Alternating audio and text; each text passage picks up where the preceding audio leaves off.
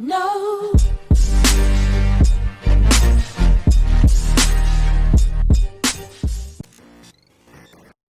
What's good, everybody? It's your girl, Lady Miz, and this is Ray. This is from the Ground Up Productions, and today we have a very special guest by the name of CashOnAble. What's good, Cash?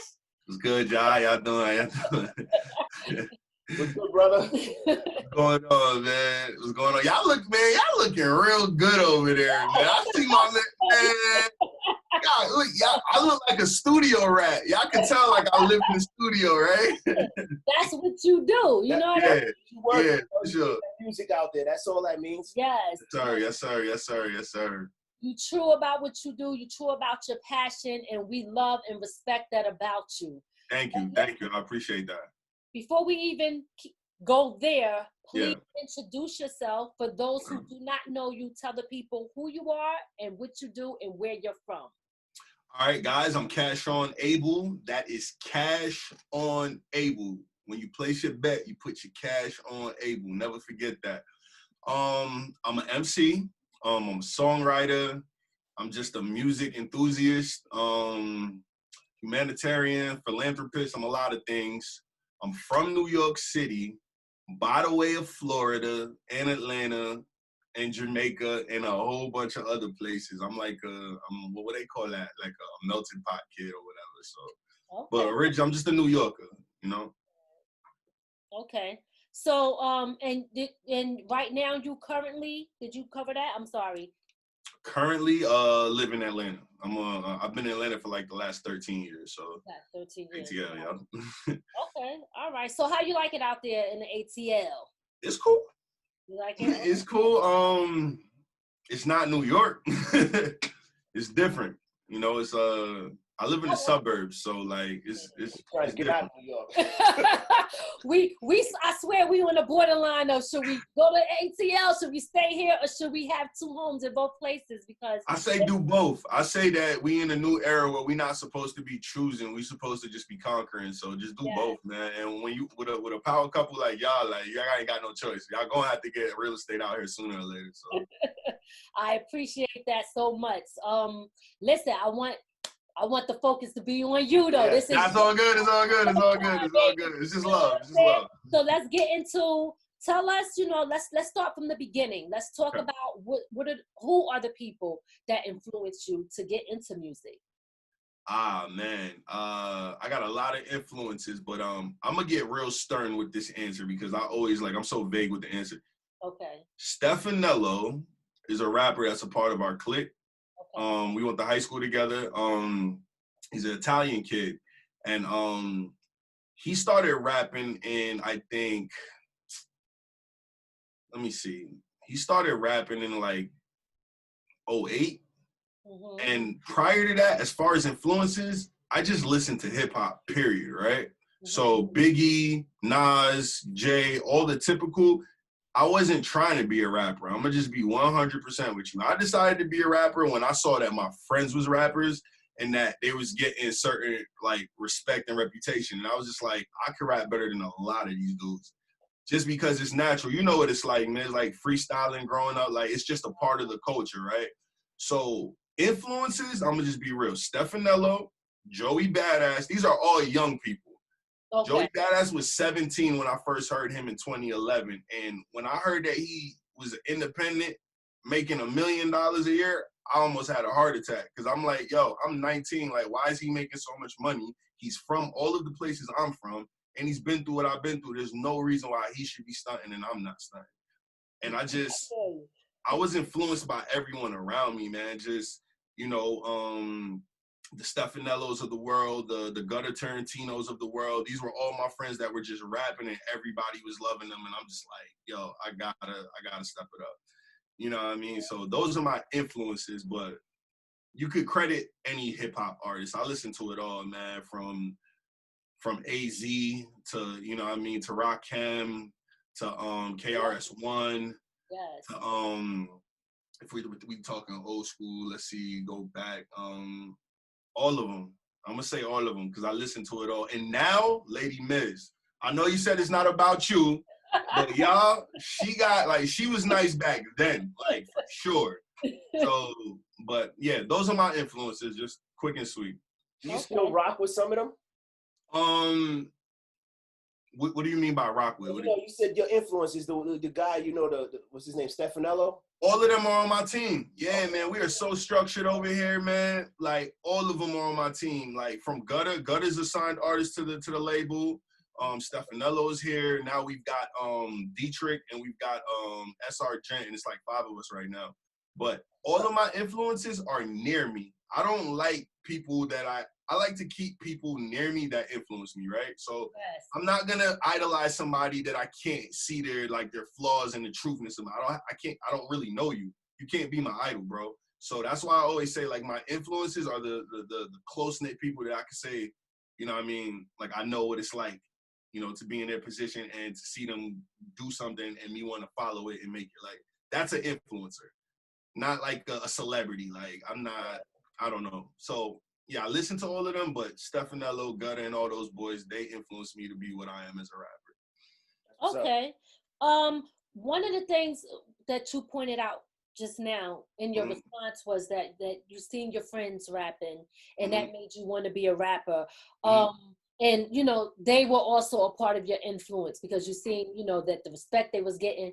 But what I find is somebody would hear that, right? And they would say, oh, okay, well, he's seen his friends rapping, so he just wanted to, you know, do what his friends are doing. But from what I see from you, and I know you are extremely passionate about music and about your art.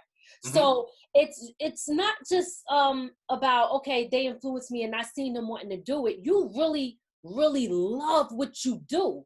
So how did you get to that point from, okay, I see my friends, they're influencing me, this is cool, we're gonna do that, but now I really love this. This is what my passion is about. This is what I was meant to do. How did you get from that point to that point?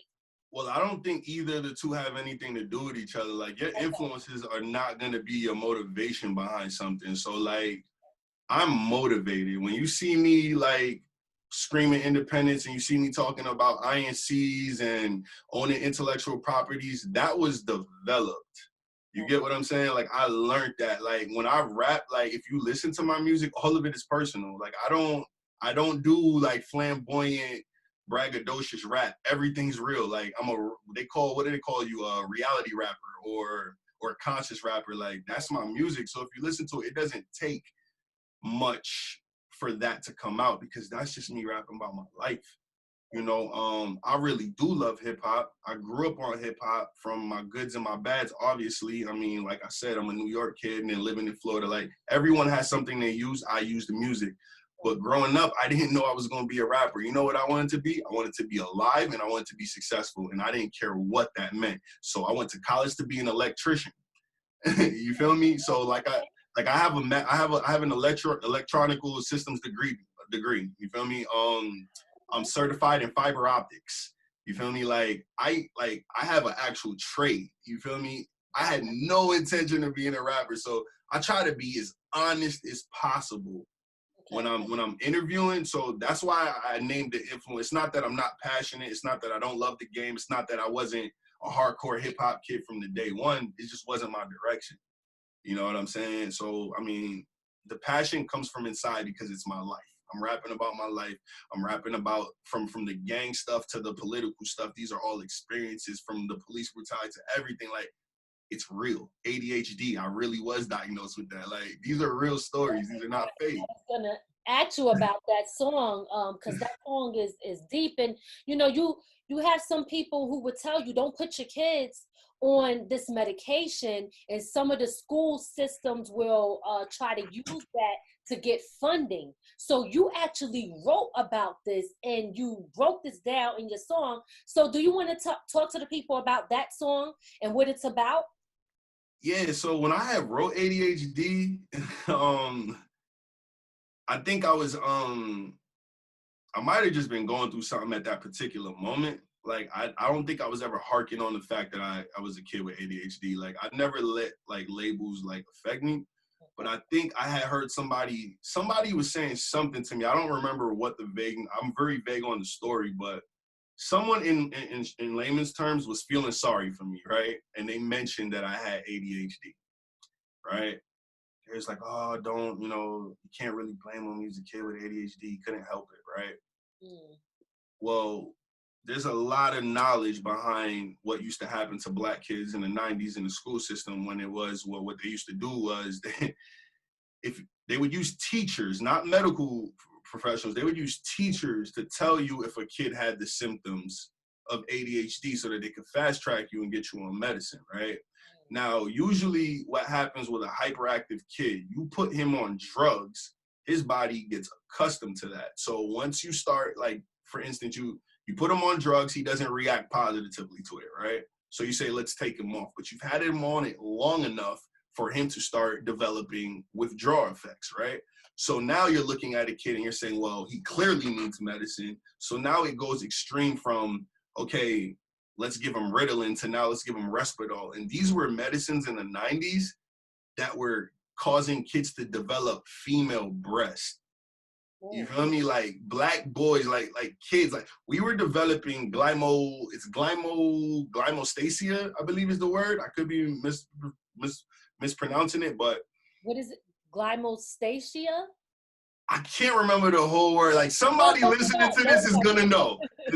But if you look it up, like okay, it was all a part of the prison, the jail, the school to prison pipeline. All of it was a part of the same thing. So when I started thinking about ADHD, I wrote it and recorded it because I wanted people to know that, like, yo, if you got ADHD, bro, don't let nobody feel sorry for you. Don't make them put you on drugs and tell you that this has to be what it is because you have a medical illness. You can overcome that. It does, like, drugs is not how you overcome ADHD. It's not really, I don't look at it, and people may crucify me for this, but I just think it's a circumstance of what they say, like it travels through generations, man. That's like an adverse effect of PTSD, bro. Like a lot of us are suffering from things that happen to our parents. So like, it's not okay to silence something with drugs. So like ADHD was kind of made as like an anti-drug campaign, but at the same time explaining the severities of the little side effects you can have from when I'm saying like 1 minute, they give me a pill and now the room starts spinning. Like those were real things that would happen to me, all because they wanted me to stay quiet in class. They don't look at the fact that you just gave me Kool-Aid for lunch and I'm already a hyperactive kid. So now when you want me to sit down after recess, I can't do that, bro. I'm about to run around this classroom a couple of times and get this energy out. And when your counterpart Timmy was doing it, it was just that he just had a lot of energy. When we was doing it, we needed medical attention. You feel me? Right. So I'm gonna just leave that at that. But that was the motivation and the drive behind ADHD, man. I've always looked at ADHD when the teachers, especially teachers, when they're giving it to Black kids, because I was one of those kids in school that I was all over the place. And I looked at it more like I wasn't being pushed enough, because class was boring. So when you're bored in something, you're not interested in it, you're not going to pay attention to it. And that's what they always focus Black kids on is, oh, you got a problem with yourself because you weren't focusing on their work. But instead of being responsible as a teacher and teaching better, and that's where I think ADHD, they just made that an easy way for the teacher to cop out of doing a job. Absolutely. We were all kids at one point, right? I know y'all remember going in class and you're excited about a topic you and your friend was talking about, and you might not shut up right away, right? Right. If you was the kid who talked a second longer than they told you, all of a sudden he's disruptive. He's not attentive, and it's like, no, like, what are you talking about? Like he's, and then when it came, like you said, with the teaching, that's always been teachers. Like I'm sorry, but I got friends that are teachers that are qualified. They shouldn't be teachers. I'm sorry. Like, do I have to edit this part out? Nah, I mean, we're gonna leave it there. We're gonna leave it. It is what it is. It is what it is. Like, call a spade a spade. A lot of people weren't qualified. You had Ashley coming from wherever into the inner city streets who don't know nothing about what these kids are going through. And she want them to just be in foul fashion. Like, this kid might not even had a meal for 2 days. Like, his meal might have been school lunch. And he comes back on a Monday and you want him to just be vibrant and ready to learn. And it's not going to be like that. Yeah, the other kid might be able to do that because he probably had a well-cooked meal the night before. Mommy and daddy probably practiced the curriculum a little bit so they know what to talk about. How many of us had that, right? So the teachers don't get it. So not only was it a cop-out, it was the way of teaching. Because as long as they didn't have the loud, disruptive ones, they could go on with the curriculum. And it was just like, I don't know. Y'all know me, man. You're on point because it's easy for the teachers to blame it on somebody else than to take responsibility for the work that they're supposed to do. Yeah, absolutely. And as they say, sometimes it's not the child that's the issue. It's inflexible teachers that don't know how to adapt to each individual. This is not a cookie cutter. It's not a one size fit all for individual. Every person is different, and they have to know how to adjust the teaching because everybody have a different learning style. So you can't put labels on someone because they learn differently than someone else.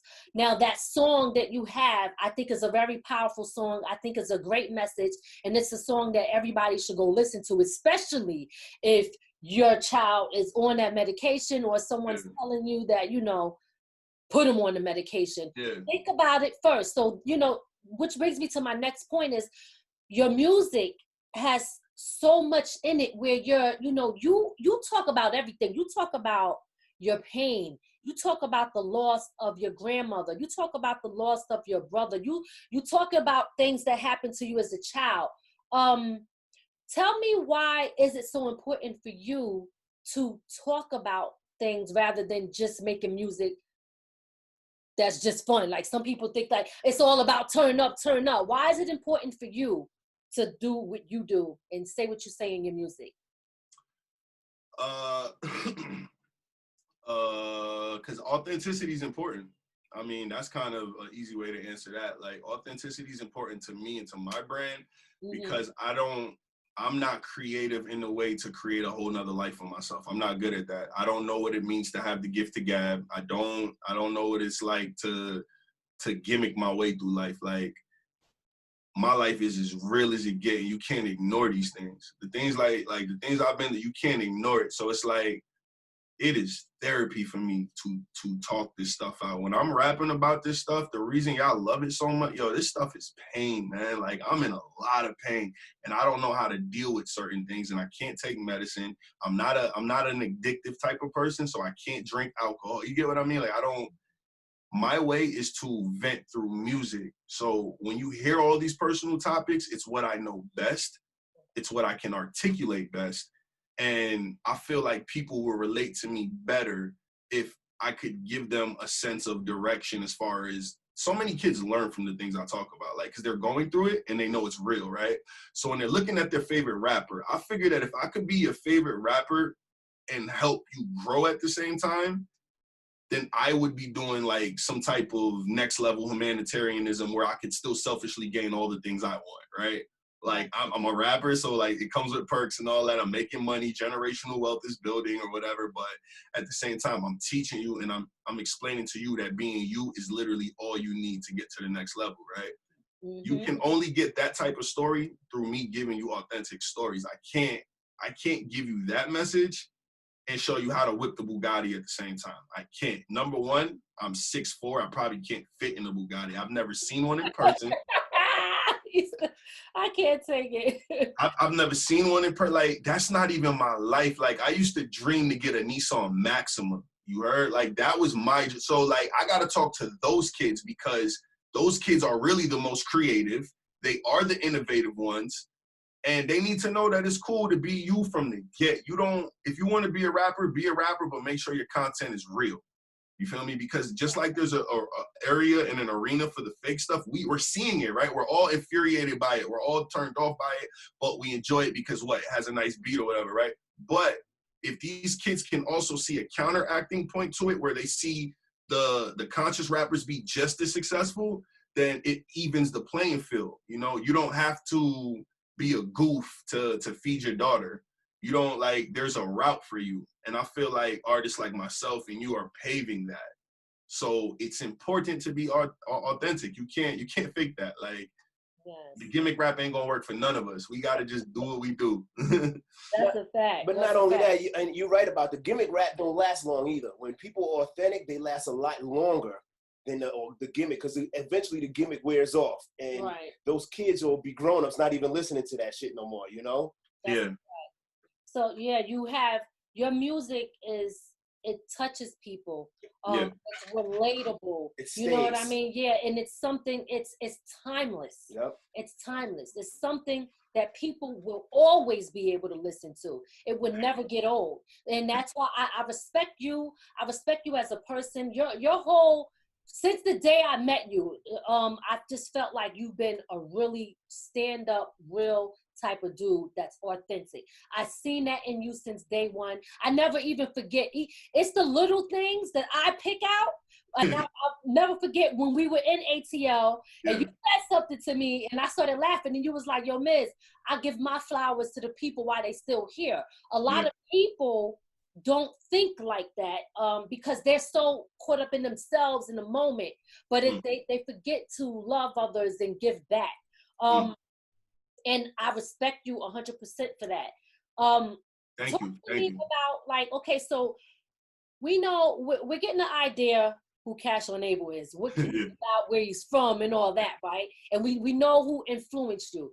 But for the artist that's out right now, who would you say right now that influenced you that's mainstream? Is there anyone in the industry that's mainstream that influences you now? Ah, man, Sky Zoo. Sky Zoo from Brooklyn. I consider him, if you got a blue check on IG, you mainstream to me, okay? Okay. Sky Zoo, Grip, well, I can't see Grip because I guess you can't really give him mainstream yet, but it's okay. Even if, you know what, don't even worry about that. If they're not, the people who out here who are doing their thing that you can find that are actually like solidified is who I'm talking. So Sky Zoo, Grip. You're gonna hear names that are not like prevalent, but these are who curated Cash On. So Sky Zoo right now, I'm like loving his projects. Grip, G-R-I-P, because he's from Atlanta and he's like 2 years older than me, and he sounds better than Kendrick Lamar to me. Like, it's nuts. J. Cole still, of course, I'm still gonna say J. Cole. Mainstream, who else could I say? Man, I'm on the Griselda bandwagon hard right now too. I'm not gonna lie, only because it just, like I know, it resembles like home a lot. So Griselda is a record label that consists of 3 artists. I think Westside Gunn, Conway the Machine, and Benny the Butcher. Those 3 rappers are rappers right now that I'm loving. Just because of the rawness. I've never sold drugs. I'm not a drug dealer, so I can't relate to probably 99% of the stuff they rap about. But there's another aspect to their artistry that I absolutely love. You feel me? I think that's it for right now. I'm probably gonna hate myself when I see this because I know there's a lot more. Yeah, but it's cool. But it's cool. Sky Zoo, you get the crown right now, man. I'm gonna ask you a question because you know that you brought up a good part of it. A lot of these rappers out here, especially the more newer ones, they believe that to say you sell, I hustle drugs and all of that to make them, to fit in with the other rappers. And you out and out are just admitting, you know what, that's not my thing. Right, I was gonna say. I respect that, Yeah, absolutely. It doesn't make sense, man. Like, that's not how I ate. You feel me? I had a brother who worked real hard and he paid the bills and he paved the way. And then when I turned 15, 16, I got a job at Burger King, started working. I always believed in getting money without the unnecessary risk. To me, selling drugs is an unnecessary risk. Like, my kids ain't gonna make it to the next step if I'm dead before they're born. Like that. Like, you get what I'm saying? Like, I got things to do. Like, drugs was never a part of it, and I grew up around that. Like I said, like, everyone know, like, I gangbanged. Like, that's really a part of my life. Like, so when I say hand in hand with drug dealers, yeah, that's my life, but I never had to sell a drug. I never had to put my life on the line for a meal, and that's what drug dealers were doing. These niggas are just running risk for no reason. You feel me? They already live in 6-figure house neighborhoods. Their parents live great lives. They literally have both of their parents. You feel me? Like, I don't understand it. They chose that life. Like, I'm not to anyone listening, don't choose it because you're going to lose. You're going to lose. You feel me? The game is to not get a felony. That's the game that we got to play when you young and you black. How do you not catch a felony? You feel me? So the drug, it don't make, and to be honest, Ray, you know, like I know about the streets today, if you selling drugs, you're a dummy because the street value is way down. The money's not there. Literally, drug dealers on the street make the equivalent of what a Chick-fil-A employee makes. Like, bro, the mathematics ain't there. So I'm not going to lie to you. I got it from working Uber and working at Zaxby's. That's how you got CashOnAble. It ain't come from drugs. Yeah, everybody can't do what Jay-Z did, you know? No, not everybody can do it. And listen, if you did and if you had to, kudos for you making it out of that. Right, Explain to the youngins how scary those nights were and explain how hard it was to make it to the next day when you had to live that life and you couldn't look over your shoulder. Don't just tell them all of the glimmer and glam. Tell them the truth. Tell them how mama couldn't live in her house no more because it was going to get shot up. You feel me? Like, tell the truth, bro. Like, don't lie. That's a fact. And that's why we love you, Cash, because you don't try to be nobody that you are not. You stay true to yourself, and that is so, we respect that so much. And it's important because the message that's getting out there to the kids that pay attention, to adults that pay attention, that's listening, where you got some people who they follow. There's a lot of followers out here. You know what I mean? So my thing is, at the end of the day, if you putting out a great message and someone's listening, at least you give them something great to look up to, something great to listen to, something great to follow. Talk to me about if you could choose someone that you want to do a feature with. So I heard the people that inspired you, the people that, you know, inspired you back then and inspiring you now. If you could choose one person to do a feature with, who would that person be? Okay, so I want to answer this as honest and as fair. If I'm going to choose one person, it's probably because I'm an indie artist right now and there's going to be a capital gain from it. You can't ask me to choose one because I got to choose one that's going to financially benefit me. And then I got to choose one just for the art and just for the sound, but for the art, I'm going with Sky Zoo, like I said, because like ain't nobody rapping like bro or Grip. Those are my two choices for those. But right now, it would be cool to jump on the track with Cole. It would be awesome to, man. J. Cole he went to college, bro. Like, and he did not lie about it. He went to college, he played ball, and he was just a neighborhood kid, and he made it. You heard? Like, I have to do songs with people like that. Now he's like up there. So, yeah, like Cole would be that. I guess if I had to choose one. Okay, all right. So let's talk about the album that you put out, First Quarter. Yeah, cool. Let's get into that. Yeah. Talk to me about the songs on there. Which one is your favorite song? Which in the mood that you was in when you was creating this album? All right. So y'all probably you would believe me. You know my work ethic, but First Quarter got recorded in the matter of 30 days, right? Wow. And the inspiration from First Quarter came right after I lost my job. So like most people know, like I was an independent contractor as an Uber driver, and I somehow used that employment to like live a lavish lifestyle. Like I just grind really hard, and I was able to chase my music dreams. I was able to get a nice crib, like all these things off of that. And when I lost that, a lot went south. I didn't really know where the next direction was coming from. Okay. And I really kind of like just broke down and started praying a lot. And like, I realized that I had a house that had a recording studio in it. Like, I wasn't a typical rapper. Like, I was already ahead of the curve. Like, I had already been setting up like the building stones for me to be who I am today, dropping First Quarter, then second, then third, then fourth. Okay. But it was real. It was turmoil that created First Quarter. Like I was like, man, there's pain in that album. Like some people tell me how beautiful it is, but man, tears dropped on recording that because my grandmother died in 2019. So when I recorded Mama's Tune, like when I'm saying like it's been a month since you've been gone, like I'm rapping in real time, like.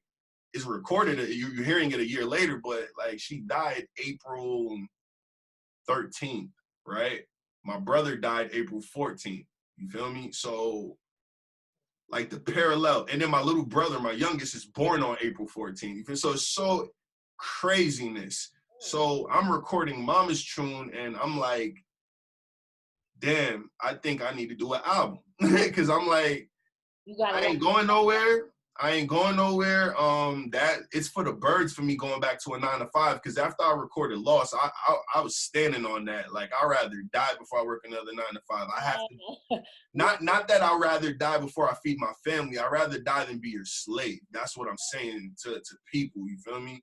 So I knew I couldn't go back on my word because, you know, your word is everything. And that was a word I made to myself. I made it to my wife that the next time I worked the job, it would be because I ran the company and it wouldn't be because somebody did it for me, right? So with having the recording studio and nothing to do and just, you know, thank God for my family, friends that helped me survive this shit. Like I financially survived it through friends and family. That's what indie artists need to know. That's another part about being an indie artist. If you're not going to sign a deal, everything is on you. And if you've got a family, you're still responsible for it. Like all of those things were hitting me at the same time. I'm like, wow, I run a home. I have 2 kids. I have a wife and they all depend on me. Like if I fell, they all fall. So I was like, it was hitting me left and right. And then I had family, friends like just popping up and just like, not wanting explanations and just taking care of all of my obligations and making sure I could survive and making sure I could get in the studio. People were saying, yo, why aren't you rapping? Like, you need to put this in your music. So like when you get Don't Worry About Me, like, man, I cried tears after recording Don't Worry About Me because like people don't understand, like, don't worry about me, period, because you have no idea what it took for me to even be able to say these words to you and you would never understand. Like, even with the situation we're going through right now, the majority of my support system came from white people, bro. You heard? And it kills me because it's a hypersensitive time. But that's like the reality of my life, right? Like people who didn't have to save me swooped in, right? And then I already have my family doing what they do. Like I have a brother that's like my father that would move the world for me. You feel me? I have people that are like doing mad different things for me at the same time. So I'm like, you know what? My gift to the world, let's get the rapping. You feel me? I told myself in December, I said, yo, when December hits, you'll be releasing 4th quarter. You feel me? And I said, at the first time when I thought of it, I'm like, I didn't know what that meant. But I remember telling myself, and I said, yo, you can't have a 4th without a 3rd, without a 2nd, without a 1st. So I was like, you know what? Let's get it. And I got the rapping, and I met Chizabam, who is an incredible producer, through a friend who I had met like months ago. I met Chizabam months ago, and I met him. Crazy story. I don't know. I'll say it. Crazy story. I met him because of his aunt, who I met at a DMV by accident that I wasn't supposed to be in. It turns out that my producer earlier that produced some of the music that you've heard already was best friends with this guy from childhood. Crazy. So I meet Chizabam. He doesn't ask me no questions. He's just like, yo, I got nothing but beats for you. What do you want to do?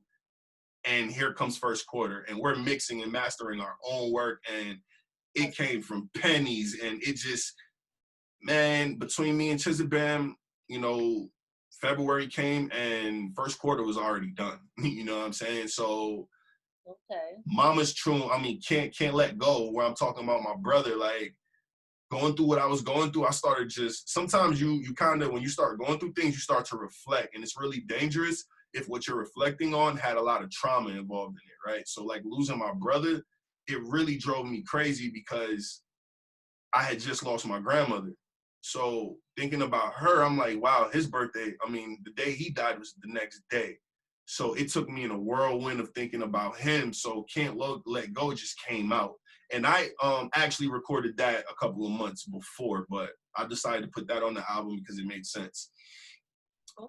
Sunday morning, once again, is me reflecting on childhood, chilling on the porch, kicking it with the homies in Florida, and my grandma cooking parts, saying, you know what I'm saying, don't be out there doing nothing dumb. And I remember her crying to me saying, please don't die like your father did. And so when that came, Sunday morning comes out, and I'm like, damn, you know what I mean? Like, and then what other songs we got? We got D3. D3 is just me telling people, like, you know, dedication, determination, discipline. Like, you know, if you know anything about gangbang, like Crips, like they got this thing where they like to say, You know what I'm saying? Determination, dedication, discipline. Like it's like a creed. It's like a how do I say it? It's a bravado. You know what I mean? Like in order to get what you need, you got to be dedicated, determined. You got to be disciplined. You feel me? And it was something that stuck with me. My boy, Dirty, you know, who's serving 45 years to life right now. Like he used to always tell me, like, yo, you gotta have a D3. You know, so I'm just like, all right, you know, so that's where that influence came from. Okay. Man, I could talk to y'all for hours about first quarter, man. Y'all don't want to do that, man. But that album seems like you could turn that into a book. Nah, yeah, man. But that's most of the music. A film or something. Yeah, I felt like that about the Essence. Like I was going through crazy stuff when the Essence came out. Like, yeah, that's me. That's why authenticity is so important, right? Because me being a businessman, you even saying that sparks an interest, right? So you might get a first quarter book, right? You might get a first quarter movie one day, like. But when you're authentic, you can do things like that, you know. So exactly. Yeah. You mentioned something before that I want to go back to about and the times that we're going through now and the people that came through to actually help you out. And you said they were right. And I want to touch on that really quickly. Do you think that in this industry, especially in hip hop, because I've heard people mention this before, and I just want to get your take on it. Do you think that the people who support it more financially are people that are white and not black? Like, so a lot of people say black people ain't. Hell no. They getting the free downloads. They ain't doing this. They ain't doing that. Oh no, that's I call bull. Excuse my language, but I call bullshit on that. That to me is just cheap and not cheap. That don't got nothing to do with black. That don't got nothing to do with white. Like I specifically mentioned what I mentioned because like of the hypersensitivity of what's happening right now, right, and what it does to you when you, as a black man, when you start thinking about your mortality in America, and then you start thinking about. I had to dig deep, right? Because if I was to be shallow and I was going off of everyone else's emotions, I would have been out there protesting. I would have been out there, you know what I mean? And protesting is cool. It's good. It's peaceful. But with the system that we got, I watched America capitalize off George Floyd's death. You feel me? I watched businesses burn their own business down during the COVID pandemic so that they could survive. And they were spray painting Black Lives Matter on the wall. So I tried not to fall into that. You feel me? I wanted to express my anger, but at the same time, I knew it'd be used against me. And that's the system that we live in, right? Wow. So the white thing, it has me conflicted a lot, right? Because I have the most purest people I know are white. Just like some of the most purest people I know are black. There is no definitive line there. There's literally no boundary that says, okay, my whites do this for me and my blacks do this for me. Like, I promise you, I have friends and family friends that you wouldn't know are my family friends that would go to the ends of the earth to see me and mines make it. Right. Which is where a lot of the support comes from, because like I said, I couldn't survive this without them. I couldn't survive this without my brother. I couldn't survive this without my mom's. Like, you know what I mean? And when I say my mom's, I mean my brother's wife, because that's who I called my mom growing up. Like, you know, it took a village to raise me. And the truth of the matter is it takes a village. When you're young and you're black, it takes a village to raise a lot of us. And for some of us, we're fortunate enough to have the other race jump in and go to bat for us. I didn't get expelled because of a white lady. I didn't go to prison because of a white lady. You feel me? And it's not because they're white, but I'm saying they were involved. You feel me? So you can't, as you can see on social media, I'm very mute.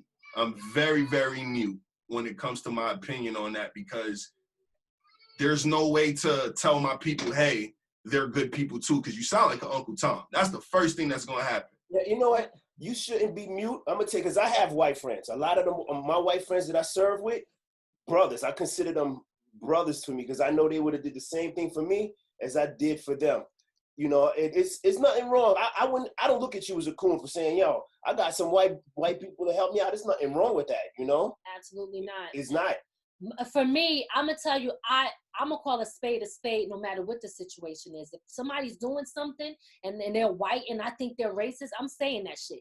I ain't being silent about the shit. But I also know, too, that there's also people that have had my back to the end that were also white. So a lot of times we get caught up in our emotions and our feelings, and we might express something in that moment because of that, not thinking logically, because society has corrupted a lot of people's mind and conditioned a lot of people's mind to be and think a certain type of way. When I asked you that question, I'm glad that you responded the way you did and you put that out there, because a lot of times it's okay to talk about it. You understand what, like, some people, they want to stay away from the conversation, but me, I want to talk about it. I wouldn't even mind sitting talking to a person that's white that is a racist, because we have to get into each other's mind to understand. That's the only way. You have to, like, you can't. Once again, I think we've had this conversation off air, is you can't get in the mind of an oppressor if you don't know who your oppressor is or how they think. It doesn't make sense. Exactly. So to think you're going to just diminish the other side, like, remember, like, yes, the Yes We Can man was half white, guys. Like, let's bring the, right. Feel me? We're talking about the racist people. We're talking about the ones that think it's okay to kill us because of our color. Not because we did something to them. We're talking about, they coining the term Karen, even though one of my stepmom's name is Karen, which is, I hate that white term that they got now. That's messed up. I know too many cool black Karens. Karen too, though. Hey, I know way too many cool black Karens, but we're talking about those people, the ones who are doing wrong, and when we call them out, they think that we deserve to die right then and there for even merely mentioning anything to them or breathing the same air as them. Those people exist. Like, that's the reality, but it's hard when you have multicultural people sitting at your table and they may be a little tone deaf to your realities because they didn't go through it, and they're trying to help you, but the help that you really need is not gonna come from them because they didn't go. Like, you need help from your people in certain ways, right? That they can't. So what they'll do is they'll swoop in and they'll try to aid in which way they can. Some people will turn around and call them opportunists or people who are just trying to pay their way into a black family. And it's like, bro, this is not The Blind Side. And I saw nothing wrong with that movie, by the way. That lady saved his life, right? Like, let's keep it real here. But that's what they do to us, right? They hit us with the blind side, like, oh, you just, you know what I mean? You just, like how they used to call, excuse my language, they used to call white people who supported us nigger lovers. We're like the other version now. You feel me? And it's just like, I don't know. I'm not capping for nobody. You know what I'm saying? I just got a lot of people that support me, point blank, period. And I don't fuck with racist people, period. It ain't nothing wrong with saying that, yo. You know, it's nothing wrong with saying that, for real. And at the end of the day, everybody have their own. What someone see is their reality. What they go through is their reality. So someone might be speaking from a place of that's all they experience. So that's their reality. You know what I mean? And that's just how it is. So it doesn't make it right or wrong. It's just their reality to the situation or whatever they've seen. So I have two questions for you, CashOnAble. The first question is, what advice would you give to artists now that are trying to get into the industry? What advice would you give to the new artists coming out? I'm so glad you just asked that, because I've been thinking about this answer, right? So the more that I have to pursue as an indie, the more I realize the difference between why you would choose a major and why you would choose an indie. The first thing you need to know when you come in this game is what you want, and how, not even how you're gonna, what you want is the first thing you need to know. And what I mean by that is, do you want somebody that's gonna take care of the business for you and make sure that you get to places on time, that help you artists develop? Do you want somebody that's gonna tell you how your money comes in, someone who actually signs the checks for you and gives you your check? If you're okay with the W-2 9-to-5 lifestyle, not even lifestyle, but structure as far as money goes, and you just want to be famous and you just don't want the regular job, I would say sign a major deal for sure, because indies grind is one of the hardest. When you make this decision to be an indie artist, you're not making this decision to say you're an indie artist but want all of the perks of being a major. You're saying this knowing that you are going to collect a 1099 at the end of the year, and you are going to have to report everything you spent and everything that, you know what I'm saying, everything it takes to be a business. Like, that's what indie means. Indie does not mean I don't sell my soul, or a lot of people are signed to major deals who haven't sold their soul, who haven't done anything crazy. You know what I'm saying? So a lot of people misconcept, you know, the major route from the indie route, thinking, oh, well, I don't want nobody to own all my stuff, but you're not willing to do any of the work. You have to do all of the work as the indie. Not only do you have to make the money, you have to learn how to make the money, and then you have to learn how to save the money, because Uncle Sam is knocking, bro, every time. And that's the major mistake that a lot of people make when they become indies, is that they start getting famous and making money, and they forget that there's obligations that's due to them. So know what you want. This is not an easy route. Know that you can make it if you choose. Know that if you're willing to endure, if you're willing to sacrifice, if you're willing to be looked at as the weirdo because you believe in something, then the indie route is where you need to go, because there's so much rewarding on that side. Like, you know, to have your own podcast, to own your own radio station, to anything like that's legacy stuff. Like, that's stuff that, you know, financially will affect your kids in the long run. That's what indie's about. If you're not about that and you're just trying to make this money, get a couple M's out of here and dip, yo, the major route is the only route for you to take. You feel me? They'll get you your accountant. They'll get you all those things. But understand that every person needs to get paid for their job. So that's what's coming out of your check. Your check pays for all of that. They're going to do the work for you, but you're still paying for it. My thing is, if I'm going to pay for something, I at least want to own what I'm paying for. That's right. And know what you want. That's how I answer that.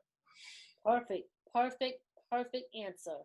I hope y'all listening, because dropping some jewels for y'all. That's free game right now. For real.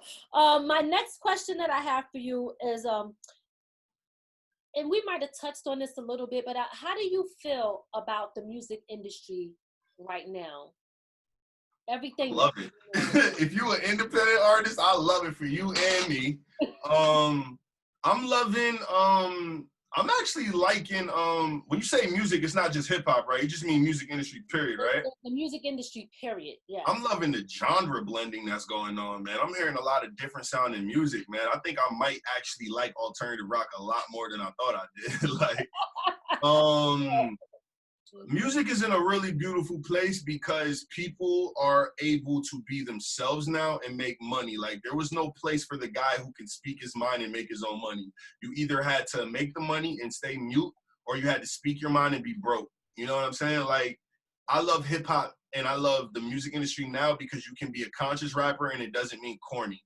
You know, conscious just means you're a rapper that has a conscience. Jesus, wow, why is that so hard to understand? Like, it don't mean you corny. It don't mean you a lame who struggle raps. It, you know, it just means that you made it, you know, and you spoke your truth. And today is the time for that. You know, in the 90s, you couldn't do it. If you didn't look like the popular rapper, they weren't signing you. If you didn't, you know, if you didn't sound like the popular rapper, they weren't signing you. If you didn't look marketable, you could be ugly and make money now. Like, it's cool. Like, the music industry is awesome. Like, you don't gotta put makeup on. Like, I can do this. For some of the females, that's not true. Some of them gotta have the big butts, the breasts, everything going on. But no, what I love about the industry today is that that's actually very false. I think that, especially if, you know, you want to touch on the female aspect of the industry right now, what I love is the Lady Miz's and the Rhapsodies. There's a female artist named Rhapsody signed the Ninth Wonder. Yeah, yes. Who is one of my favorite all-time artists. Like no lie, like, she can wrap circles around me, so I'm gonna say she can wrap circles around 90% of y'all, and that's a fact. So there was never a place for Rap City. You get what I mean? Mm-hmm. Like, even though you had Lauryn Hill by the way of the Fugees, by the way of Wyclef, and when you know anything about this business, it's really who you know and not what you know, right? So even though, and I'm not saying Lauryn didn't do it on her own, there were people who saw the investment in Lauryn and they made that happen. Lauryn did not do that by her own whim. She didn't do it with a producer from North Carolina who didn't have, you know what I'm saying, who had to come out of the mud and make a name for himself and then believe in you. Like, Rhapsody made it organically, and that is today's time. That's in 2018, 2019, 2020. You know, there wasn't a Lady Miz back then that could go through what she made through, be married, have kids, and then have an empire. Like, they don't even know who you are yet. Like, 5 years from now, this interview is gonna make more sense, right? Like, they don't know. Like, today's time, there's freedom for that. Right. You know, like, what you out here doing for women, like, that wasn't, they couldn't do that back, so I could never love the industry back then. This is the only industry that I could respect, because this is the industry where everybody's getting the money. Even the girls are talking about robbing and killing and making millions off of it. Like, I'm sorry, like Queen Latifahs and stuff though. So you no. We got our queens, we got our MC Lights, we got the legends. But what I'm saying is that there's not a Lady Miz. Let me just say it like that. And if y'all listening, this is not me co-signing. I want to explain that a little more. In the 90s, I did not know of anybody who was making it off of her own whim, right? I didn't know a male who was making it off of his own whim. There was no place for that. The freedom that the internet has given us as artists, you know, allows us to do a lot. So I do have one question for you, right? Yes, sir. You know, when you look at the mainstream and the indie artists, especially now with COVID going on, how do you feel like it affects financially for, you know, trying to make money while, you know, because, you know, when you're doing a show, when you know, like a lot of artists make money off of the shows, but now that COVID's come in, you can see that it cut down, especially the mainstream artists, where you don't see as much of them now. Do you think that's an opportunity more for indie artists to bring themselves to the light? Man, if you're not thinking of creative ways to get your content out right now, you are nuts. Point blank period. Because once again, the difference between an indie and a major, right now, people are being told you can't do anything. We still have money that needs to be recouped. So whatever you think you're gonna do, you're gonna sit down and wait this out until we can make moves as a team. Indie artists have the liberty right now to start hiring this person to do this, start doing this, or learning to do it themselves. Like, as far as the money goes, you need a team. You need somebody. I just told y'all that I went through my financial rut. My career could have been over after losing my job. If I didn't have people that believed in me and that were literally willing to carry the weight for me, you know, I wouldn't have made it. I wouldn't be talking to you guys right now. I probably would have lost my career. Like, you need a system, but when you're asking for a system, you have to give somebody something to believe in. Like, when people decided to help me, they saw what I had already built, and they said, there's no way this kid is going to lose if we give him help.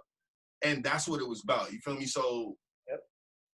Did I answer your question on point? I feel like I love. You got it. So, what I really, really love about you, Cash, is that the way that you speak and the way you respond is always about the solution and never the problem. And I see that.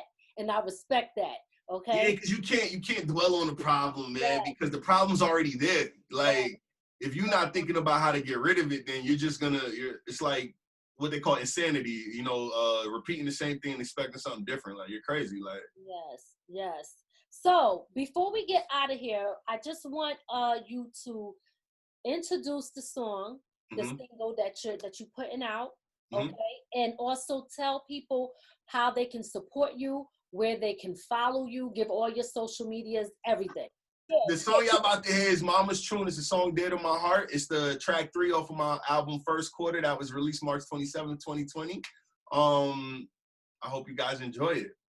You can find me on all digital platforms, whether it's Instagram by CashOn, that's CASHON _ABLE, that's CashOn _Abel. On Twitter, it's one whole word. It's at CashOnAble.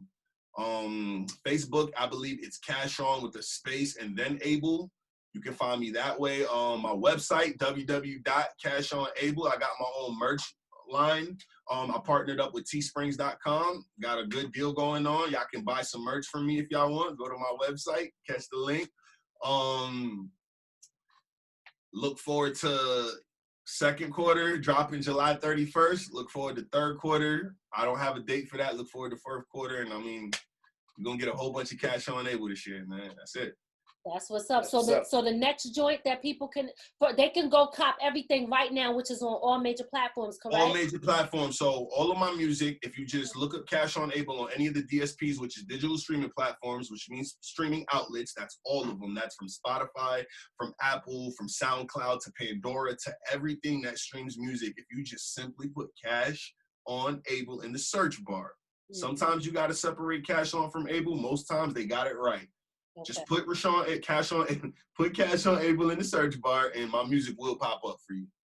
Got you. Okay. All right. So that's it, y'all. Listen, make sure you guys go check CashOnAble out. Make sure you support him, download him. If you love what you've seen here tonight, and I'm sure you did, because he's a dope person and a dope artist, support this brother. He's doing a lot right now. So we're about to get into his joint, okay? And it's called Mama Tunes, right? Yeah. Yes, we're about to get into this joint. And Cash, thank you so much. Once again, we hope to do this again later. Yes. All right? Yes, thank you. Thank you. All right. A good one. Take it easy. Peace. Be easy, brother. All right, much love. All right.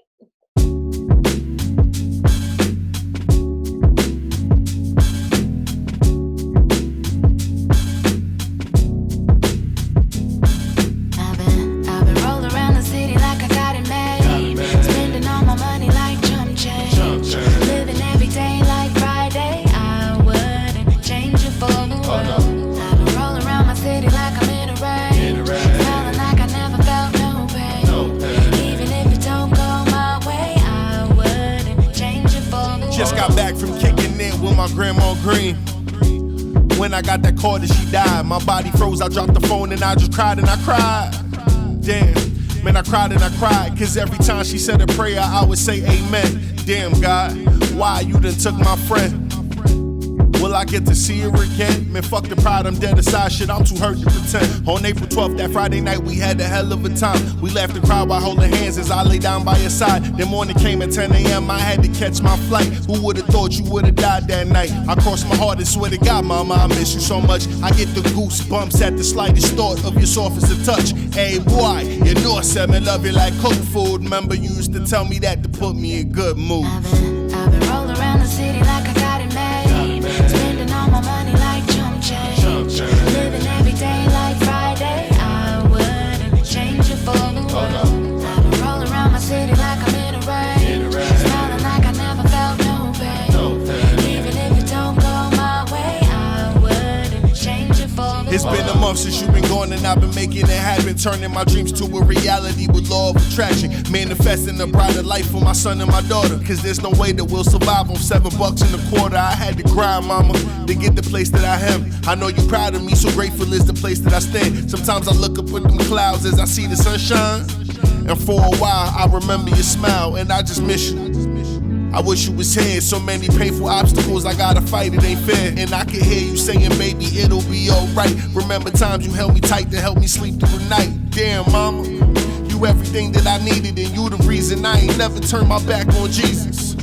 Even though I felt I had my reasons. God damn. I've been rolling around the city like